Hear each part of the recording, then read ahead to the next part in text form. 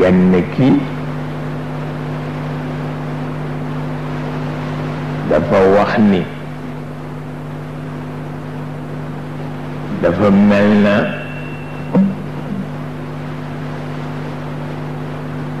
ñi jiitu nekk ci biir bàmmeel yi soo lee dee tudd dafa mel na demuñu mu ngi fi nu doon la laaj loolu nu mu demee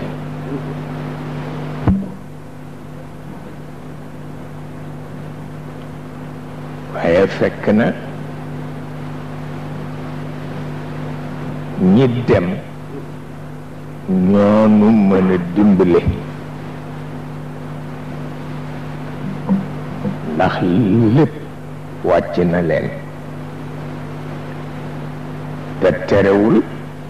ñu ngi fi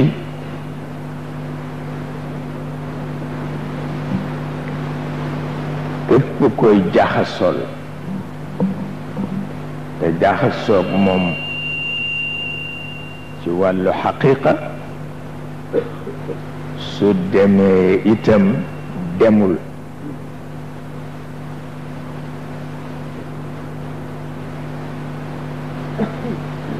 ndax Sayid Cheikh El Hadj Malick radiallahu taala anhu daan na wax ni rido bi nu teqaleeg ñoom woyof na ba soo dee wax jëme ci ñoom nga wàññi sa baat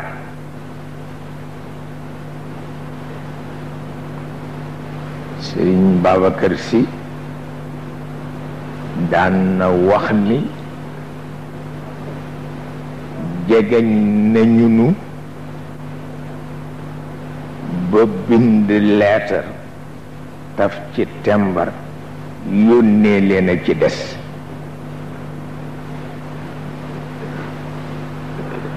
bu fekkee xaqiqa moo la booleeg ñoom waaye bu fekkee aada moo la booleeg ñoom nag daani ci rekk di yërëmtaloo te fekk du yërëmtalu sax dëgg-dëgg ak génne kurus di ñaanandoo te fekk ñaanuloo dara waaye bu la xaqiqa boole ñoom nag duñu la rëcc doo leen rëcc waaw loolu ñu ngi ko jële ci Cheikh El Hadj Malick ñu ngi ko jële ci Serigne Babacar Sy tubaab yi crise bi jàqloo na leen ba ñu ngi wax ni bu ñu sañoon xam fu ñuy jaar ba dimbali ko baaxu ñi ci bàmmeel yi waaw ñi ci bàmmeel yi ndimbal lañu yàlla xam na ko loolu moo tax su ma leen di tudd dafa mel na demuñu ndax it demuñu waaw xëy na boo ko réeree nag réere ko waaye demuñu ñu ngi fi te ndimbal lañu itam